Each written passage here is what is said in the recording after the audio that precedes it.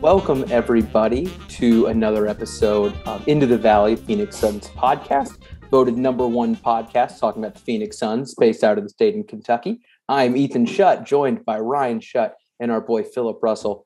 Gentlemen, the season is here. Basketball is back.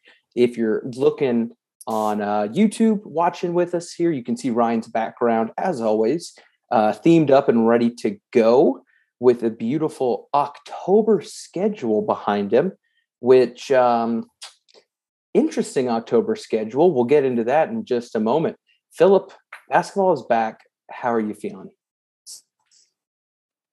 Is this the part where I gloat about the Bulls being 4-0, or is this a part where I talk about the Suns? Hey, listen, you've got no. You deserve this.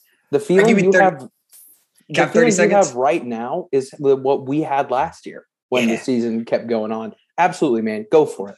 True. Okay, so this is part of the reason that I aligned my affection with the Phoenix Suns, because I had not felt excitement for my basketball team in quite a long time. And I'm feeling it right now. We're good at defense. We're not great at offense, but we're like really good at defense. And we're 4-0. We're replaying some trash teams. Yup. Did we beat the Pistons twice? Yup. Do I care? Nope. So I'm just excited. We're 4-0. I'm not an expert on the Bulls. I haven't watched them too much just because I've spent most of my time watching the Suns. But how can you be bad at offense when Zach LaVine is on your team? ? So in basketball, I don't want to do it's going to look sexual if I do it just with, there's a hoop and you got to and there have been a couple games when the Bulls just couldn't do the thing, which isn't a bad transition to the Suns, because there have been a couple games, a couple quarters where the Suns look like they forgot. How many minutes? 2 minutes to get completely derailed into some sort of nonsense with sexual connotations. Great work, guys. We're back. Brought it back to the Suns. We're back stronger, better than ever. Somebody isn't an active listener when it comes to the podcast. Sorry. This is a group of active listeners, okay? You're right. My bad. Whenever I edit every single one of them, I'll try to be a little bit more active when I'm listening through them. Just go back whenever it gets to this part and you hear my transition where I take it from the Bulls going like this into the Suns offense, just think, nice, man. Nice. I hope, these are the moments where, I tell people every episode, if you're listening, that's wonderful. And that's great. That was the initial goal. But when we started recording like this with the video component, there's just those 1 or 2 moments every episode where I'm like, it pays to watch the YouTube video. And that we didn't waste any time getting there. So I appreciate it. Ryan, moving past the Bulls, getting back to the real reason that we're here. Steph Curry being on fire. I'm just kidding. No, the Phoenix Suns. How are you feeling through the first week, first 3 games? Just kind of first thoughts, I guess. What pops to your mind? Sluggish start, but we saw that in the preseason games too. So I'm not too terribly surprised that we've kind of seen it to start these first 3 games. I'm not worried by any means. I think it's far too early to really be worried. I'm disappointed that we're 1-2 to start the season. But we've played three playoff teams, and so those are going to happen, and we're going to drop some of those. I think we've got 2 winnable games coming up this week, and an ability to move into November. At 3-2. So I'm not too worried about it at the moment. No, I'm in a pretty similar boat. And to kind of recap the week, my lovely wife Brooke has a lot of wonderful traits, some of which I appreciate because they're just good, wonderful qualities. Some of them, at first, I think they're kind of stupid, but I come to love them as time goes on. And one of those is the inspiration for our segment this week to kind of recap a very busy week of basketball. And that is high, low, and just so you know. And you might be thinking, Ethan, that sounds ridiculous. Like I'm in elementary school. Absolutely. That's what we're doing today to get you covered up on everything the last week from opening night up until today. If you're listening on the day of release, it is Wednesday, the 27th. The Suns play tonight. And so we've got a lot to get you catch up to get you caught up on before another game tonight and a whole new week of basketball goes on. So high-low, just so you know, we're going to go start with high here. Looking back at the week so far, other than the fact that basketball's back, I'm not going to let anyone get a cop-out answer with that. We're 1-2. Very interesting couple games. It's not like it's been the same script over and over. We just kind of squeaked out a win and lost two. So, Philip, I want to start with you. What is your high when it comes to Phoenix Suns basketball after this opening week? It's Mikal Bridges against the Lakers. He was great. Great against the Lakers. Defensively, he was locked in. On offense, he was 8 of 11 from the floor, 2 of 4 from 3, 3 of 4 from the line. He absolutely sauced Russell Westbrook with a little pump fake and a step through. He looked exceptional. Suns got kind of off to a slow start in that game, but in the second quarter, Chris Paul got a little spicy, and then Mikal Bridges really inserted himself into the flow of the game. And I think having Mikal there as a third option who's willing to take over, who's willing to impose his abilities onto the game is just, it's great. It's a good sign. Yeah, I think we've said this a million times, and we'll say it a million more. This is a Mikal Bridges Stan account through and through. All three of us will absolutely do anything needed to defend the honor of that sweet boy. And yeah, I mean, he just, to me, I totally agree. I think he is one of those very, very early bright spots where it's like, you know, and I think we've seen it with John Moran as well. Those younger guys, it's, will they take that next step? Did they progress through the offseason? Did they add something to the bag? I was concerned, I'll be honest, because of such a shortened offseason for our young guys who just played a stupid amount of minutes in the playoffs. But it's great seeing Bridges immediately come out with, in my opinion, a new bag of tricks that he definitely put on display. Ryan, what's the high for the week for you? So last episode, when we were talking about our season projections, the person I was most interested in was Landry Shamet, and he's kind of played really well so far. I've been very surprised. I won't say pleasantly surprised, because I think we all know he's a good basketball player, but to see how easily he's fit into the system and the ease with which he's kind of asserted himself on offense has been really great. I love to see him attacking the ball off the dribble. His spot up shooting's been good. And he hasn't been a liability on defense, which was kind of a question mark to me coming into the season. I knew he'd be offensively minded, but the Suns had a very defensive minded presence last year. So Landry Shamet is my high for the week. And if he can continue what he's given so far, he's going to be a key addition this year. And word on the street is that Kyrie is the reason that the Nets didn't want Landry Shamet anymore. And at this point, if Kyrie doesn't like you, it's like, yeah, homie, you can come with us. Dude, if Kyrie doesn't like me, I'm in the right camp, I think, at this point. Like, I'll sign up to be hated by Kyrie. So, Landry, welcome to the Valley, my guy. I know. Hey, I think it's spot on, Ryan. And right now, just pulling up his stats, he's averaged 17 minutes a game. I think that number will go up. If I was a betting man, I definitely foresee more time with him coming through. But the one thing I think that everyone said, okay, he has to have this for this to make sense, was his 3-point shooting. The guy's shooting 55% right now. Obviously, that's probably not sustainable, but it's always good to start the season off hot. Way better than us being like, oh, crap. We made this deal. We lost out on a pick. We have a guy shooting 24% from three who we brought in for this purpose. And the one other thing that I'm hoping to see from him, and I read a lot about it from a lot of the Suns folks who were trying to kind of like predict what we could see out of him, is his playmaking ability. It hasn't really been on display too much just in terms of what we've seen in those 17 minutes a game, but it's not been asked of him. Very similar to when we may have talked about what we don't see from Cam Johnson, and then we kind of go big picture, and it's like, okay, but is that what he's supposed to do, right? I think Shamet right now is doing everything he's supposed to do, which is like basically Cam Johnson Jr., where it is constant movement, lots of these little down screens and wraparounds, and it's just, I mean, goodness, it's a ridiculous catch and shoot anywhere. I'm loving it. I am. I think it's good for a couple reasons. I think it's great for the here and now. I think if we go even bigger picture, Ryan, kind of run with what you said, there's a reason he got a contract extension, right? The Phoenix Suns, in whatever powers that be, which we'll talk about some of those interesting powers later, viewed him as an asset long-term. And sure, it could be to have a contract for a trade down the road. But to me, it was, we got someone we wanted. We saw something in this offseason that we liked. We know he will fit. And we're seeing that early on. So I'm hoping to see more minutes out of him. But like I already kind of mentioned, my high as well is the taller version of him, which is Cam Johnson. Cam Johnson, to me, has really, really stuck out through 3 games.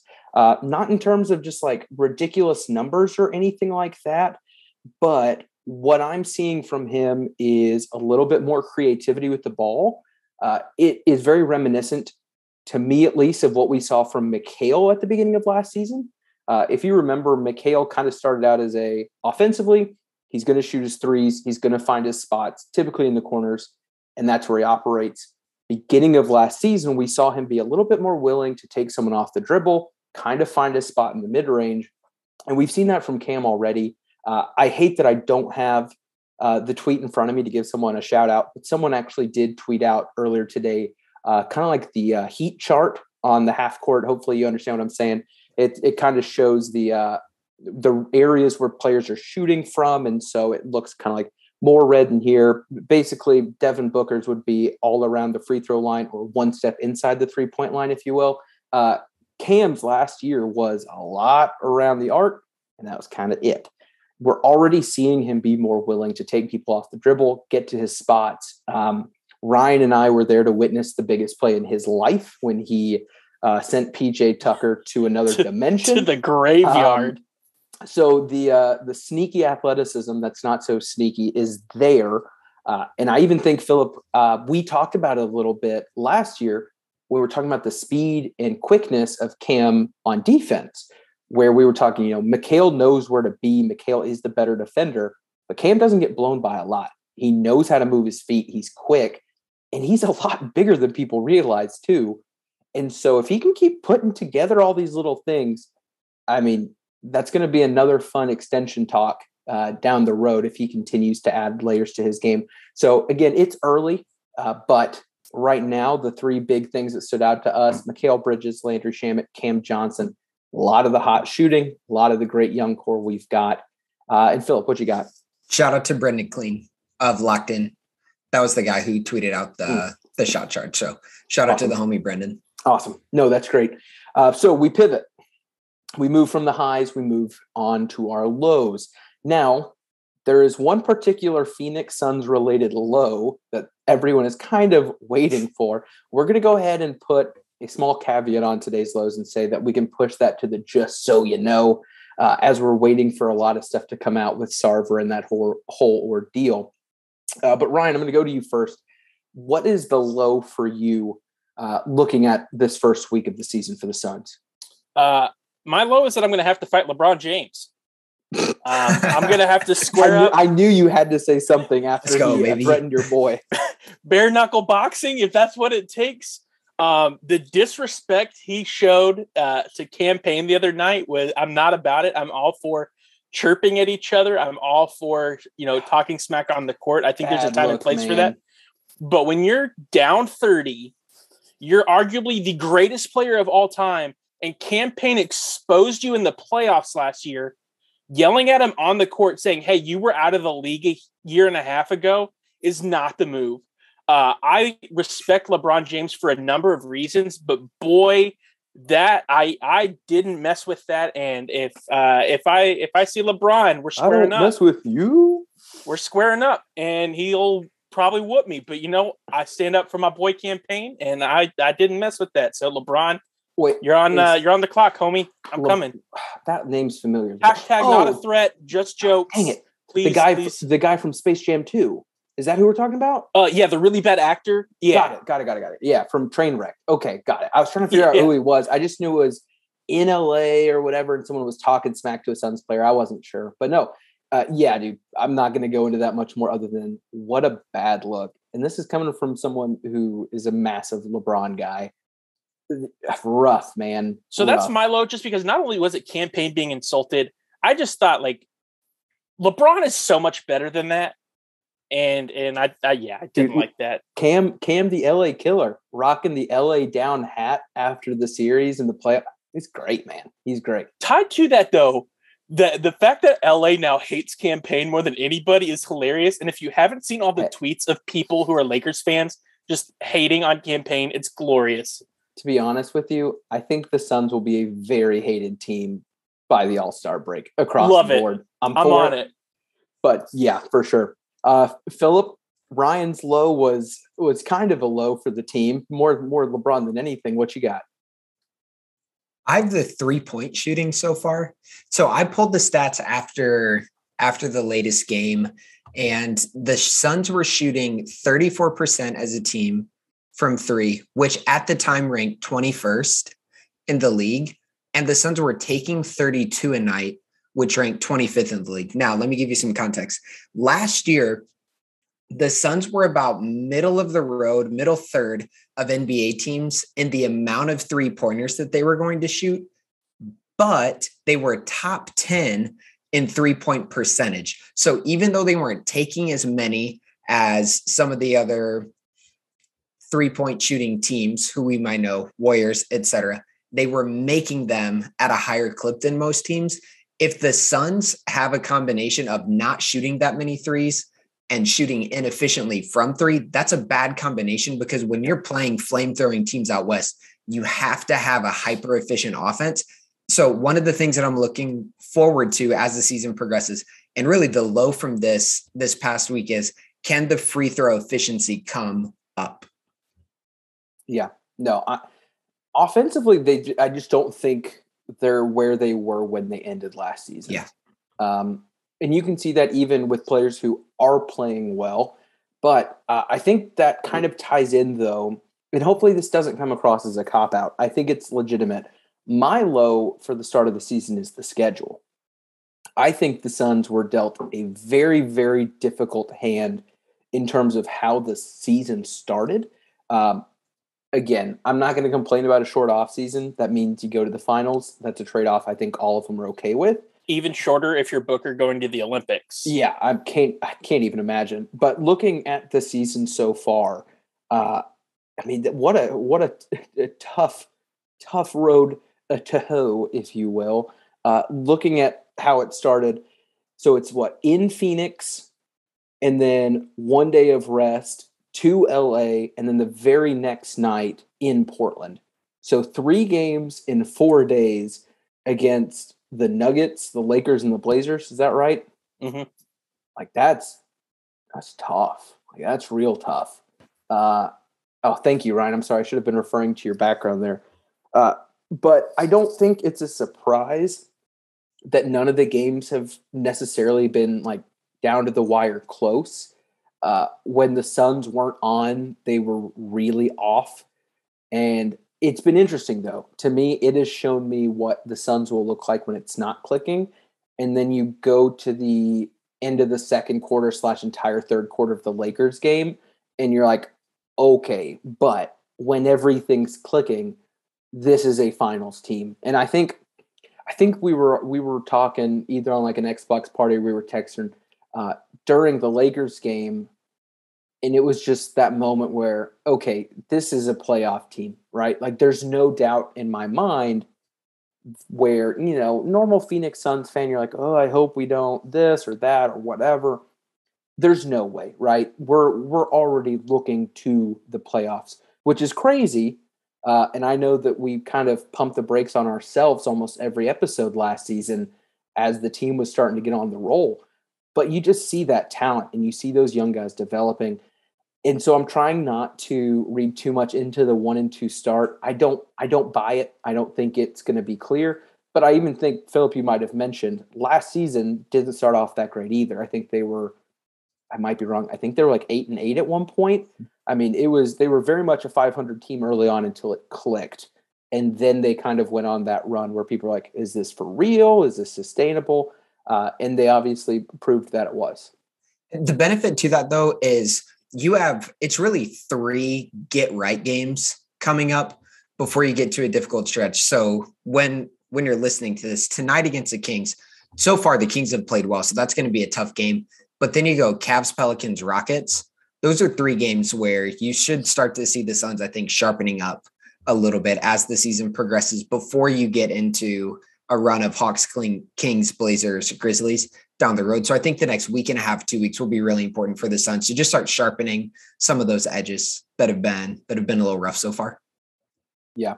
And I'm curious what the minutes are going to look like. I think when you have a team like this, and we've seen it with other teams that are very much our end goal is the finals, but actually kind of real about it. I'm curious what the minutes are going to look like, right? Chris Paul going off another injury and then surgery, Book having hardly an offseason at all. I'm intrigued. I'm intrigued to see kind of how they handle the schedule. I don't see Monty, and I definitely don't see guys like Book, Ayton, or Chris Paul being the day of rest guys, but I could see them being the, hey, we're going to limit those minutes, or hey, if we get a 10, 15-point lead, we might adjust accordingly. So I'm curious, Philip, do you think we could see some of these star players, I guess, in terms of kind of like the big 3, have a little bit lighter of a load going through the season? The only one you would think that would be a possibility for would be Chris Paul. Mm-hmm. And he's not a fan of that. Very vocal. Yeah, all signs point to him not wanting to take a bunch of time off. And then with Booker coming back from COVID and some of those young guys, as their legs get underneath them, as the season progresses, I would expect a little bit more playing time from Booker. The only time I would think rest would be needed is if they're banged up a little bit. But just as far as season to season wear, I think they're young enough that they should be okay. Yeah, no, I could see it. We can't really look at the minutes per game through 3 games. One, because it's a small sample size, but also the Trailblazers blowout ended with Kaminsky, Jalen Smith, and Pyramid Poppy minutes. So kind of skews everything there. If you aren't a Suns fan and you just pull up the stats and you see that Alfred Payton is averaging 25 minutes a game, you're probably very confused. But no, it's interesting, and I'm curious to see what comes of that. But we now move past the highs and the lows. We move past the concrete, and we move into the theoretical. That just so you know, whether this is something that you just have weighing on your heart that you feel the need to share, or if this is some grand question where we come in a judgment-free zone and share. Ryan, hitting you up first with the just so you knows. What is your just so you know for the great listeners of the podcast? Really cool article came out by Dwayne Rankin of AZ Central, who wrote up a story about Jalen Smith, who apparently has been assigned to fall under the wing of Jay Crowder and use Jay Crowder as his mentor by Monty Smith.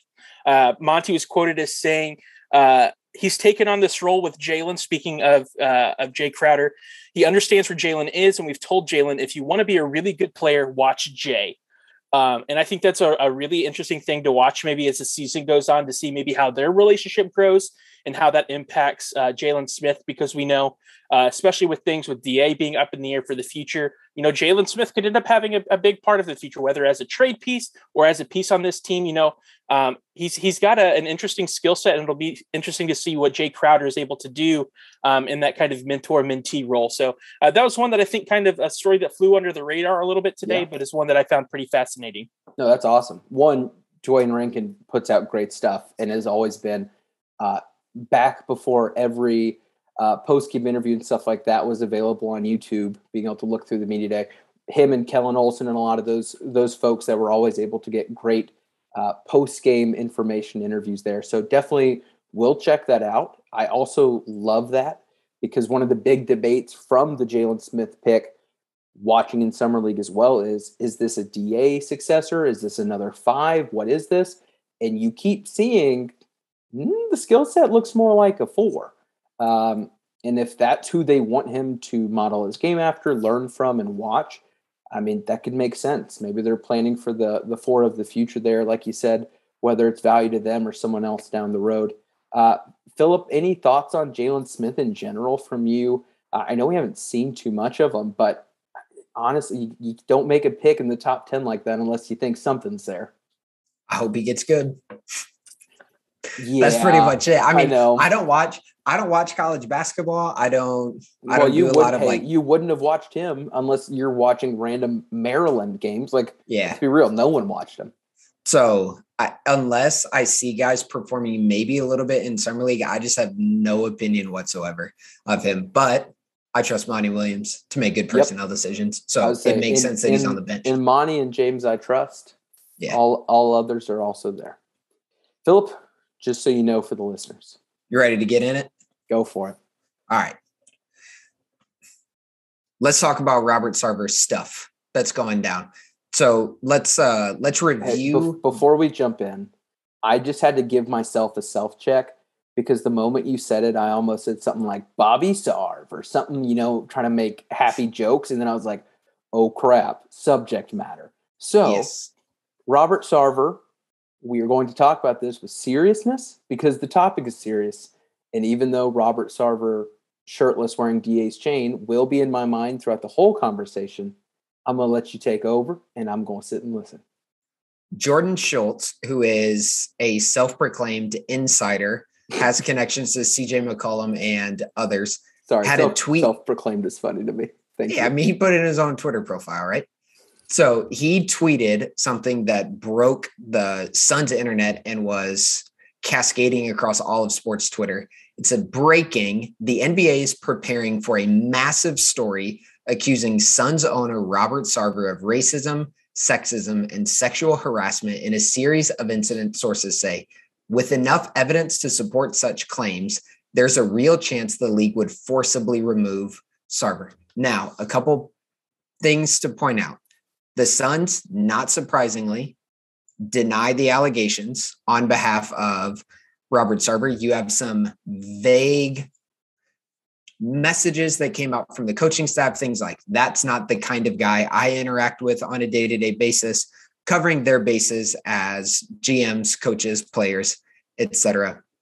Schultz has gone on to say that this has around or even over 50 interviews within it. The report seems to be incredibly well-sourced. So this is a well-sourced report that the Phoenix Suns are currently denying that, again, accuses Robert Sarver of promoting a workplace environment and even himself perpetuating sexism, racism, and sexual harassment over, again, quote, a series of incidents. Now, here's my initial thought on it.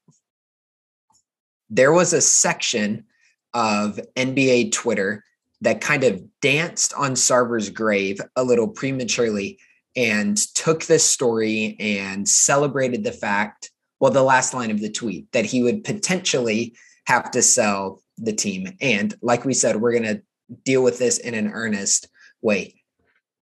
That's the wrong priorities to have about this story. The most important people in this story are the victims of the alleged racism, misogyny, and sexual harassment that occurred within the Suns organization and within the Mercury organization. If in our thinking, as basketball fans, as people who are interested in Suns basketball and the success of the franchise, if our priorities are how this is going to affect the basketball before it's how this has already affected the victims of this racism, sexism, and sexual harassment, we have misplaced priorities, and we need to do better as people at keeping first things first, because the way this story is being discussed right now is there has been real hurt perpetuated by this man. And if that's the case, that's the story more so and infinitely more so than any basketball ramifications that might occur because of that. Yeah, I don't want to even do it, just so you know, because I don't think that I could add anything to say that any better. But I will say I totally agree with you, and it made me uncomfortable because I know, not to justify by any means, but I know that the Phoenix fans that are there in Phoenix who may not have something in their life that they're truly passionate about, their real love and calling. Suns basketball is that thing, right? We're separate from the culture and the bubble there. And so it makes sense that could be the reaction, but it's unfortunate, and it's a good time for a little bit of a self-check and a self-examination. We've seen this type of thing before. We've seen not that long ago with the Washington football team, what's going on with Gruden and the Snyder family. We saw it with the group in LA with the Clippers, something Chris Paul has also witnessed firsthand. But no, I think, again, without trying to add too much to it, I think that is a worthwhile reminder to realize what's more important in the big picture of things. And I might add, just because, we see the things that people put out on social media. If you are more excited about the downfall of Sarver, if these allegations are true, then you are hurt by what he's done. To your point, take a step back and also be cautious of what you put out onto the internet. There is a cesspool of anger and vitriol and rejoicing even in people's downfall. And those things you put out there, I know this is an old man rant, those things last. So just, take a step back and think about what you're putting out there. Even if those are your feelings, they may not be feelings you just want to put out there and advertise for everybody to see. So just a call for some wisdom and reflection there to anybody who might hear this. Throughout the history of American sports, there has always been an intersection between culture, politics, morality in sports, where moral issues, cultural issues, political issues have transcended the sports, and those issues have become the story, and they've rightly so become the story. All signs point to this being one of those instances, and we will continue to handle it on this podcast in an appropriate manner, keeping those things first, because even though this is a basketball podcast, there are just times when something's bigger than basketball, and we're in one of those right now. Is people interested in the Phoenix Suns? Yep. No, I appreciate you saying that. I think you worded that, both of you all, very, very well. As we come to a close, I'm going to make sure we don't end us on too serious or sad of a note. And so I will share just so you know, it is outside of the Phoenix Suns world, so I am cheating a little bit. But The Ringer, a beautiful, what a great website. I know, a great website that all of us love, have for a long, long time. One of my favorite people on The Ringer, associated with The Ringer, J. Kyle Mann, who is actually pretty tight with Kentucky Proud, baby. The folks on the Timeline podcast, which is a favorite of ours. He did a 45-minute deep dive YouTube video about NBA Street Ball Volume 2, which I can legitimately say is one of the most influential games I have ever played. It got me listening to music, like they reminisce over like stuff that I know as a young white kid in Kentucky, I may not have had my eyes open to.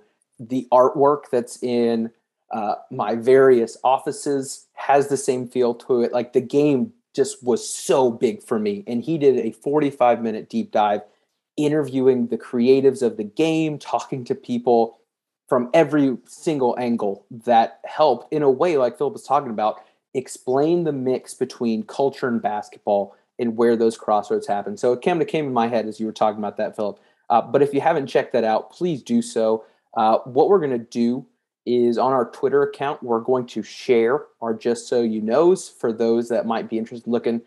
So Dwayne's piece we'll make sure to share as well. We'll share this video that we're talking about now. Hopefully you guys can check that out. If you're coming here for Sun stuff, hopefully we can still give you that. But if we see other stuff that may be worth your time, we'll do our best to get that out into the world as well. But if you're listening, thank you guys so much. We are really excited to be doing this again. We appreciate you a whole lot. Whether we've got 10 people listening or 100, depending on the week, it's a blast to do this. So on behalf of Ryan and Philip, I am Ethan. This is Into the Valley, a Phoenix Suns podcast. We out.